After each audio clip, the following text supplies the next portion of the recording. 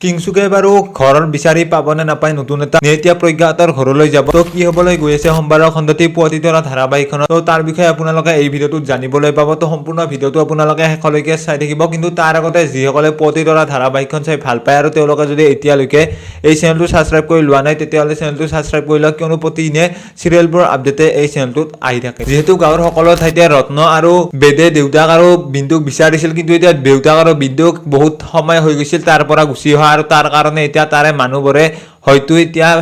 বিন্দুৰ দেউতাকক চিনি নাপায় বা এতিয়া বেদৰ দেউতাকক চিনি নাপায় কিন্তু এতিয়া তেওঁলোকেতো চিনি নাপায় আৰু তাৰ কাৰণে এতিয়া গোটেই দিনটোৰ লগতে এতিয়া ৰাতিলৈকে বিচাৰি থাকিব আৰু বিচাৰি থকা অৱস্থাতে ৰাস্তাৰ কাষতে তেওঁলোকে অকলে বিন্দু আৰু দেউতাকে যাই থকা দেখা পাব বেদ আৰু ৰত্নই যেতিয়া দেখা পাব আৰু গাড়ীখন তাতে ৰখাব আৰু ৰখাই এতিয়া দেউতাক আৰু লগতে বিন্দুক ক্ষমা খুজিব আৰু লগতে আৰু দেউতাকে বাৰু তেনেকৈ গুচি অহাৰ পিছত বেদৰ লগত আকৌ বাৰু গুচি আহিবনে নাহে আৰু লগতে এতিয়া যিহেতু কিংচুকে 3 মাহৰ দৰমহা দিব নোৱাৰাৰ বাবে ভাড়াঘৰৰ পৰা উলিয়াই দিছিল মালিকে আৰু তাৰ কাৰণে এতিয়া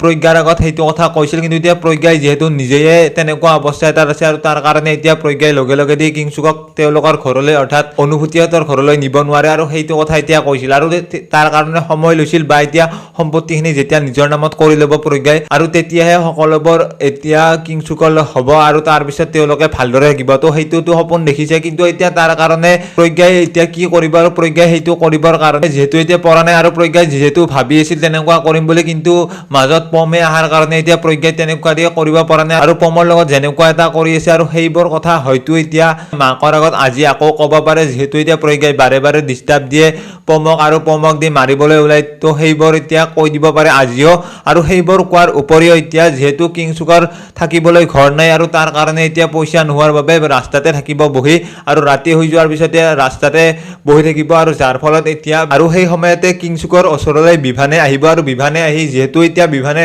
সকলোকে ধ্বংস কৰিলে লগতে এতিয়া বেদহঁতৰ ঘৰখনক যিহেতু বিভানে ধ্বংস কৰিলে আৰু তাৰ কাৰণে এতিয়া অনুভূতিহঁতৰ ঘৰখনো যিহেতু তেওঁ ধ্বংস কৰিবলৈ চাই আছে আৰু সেইবাবে হয়তো সেইখিনি সম্পত্তি হাত কৰিবৰ কাৰণে বা এতিয়া সেই সম্পত্তিখিনি তেওঁলোকৰ নামত কৰি আনিবৰ কাৰণে বিভানে হয়তো সহায় কৰিব পাৰে এতিয়াৰ পৰা কিংচুকৰ আৰু কিংচুকক বুদ্ধি দি এতিয়া বিভানৰ মতে কামবোৰ কৰাবলৈ চেষ্টা কৰিব আৰু এনেকুৱা হ'ব পাৰে যে বিভানে কিবা ব্যৱস্থা কৰি দিব পাৰে থাকাৰ আৰু তাৰ কাৰণে হয়তো এতিয়া বিভানৰ মতে কাম কৰিব লাগিব তো সেইটো এতিয়া চৰ্ত দিব পাৰে তো তেনেকুৱা এতিয়া যদি কৰে তেতিয়াহ'লে বিভানৰ মতে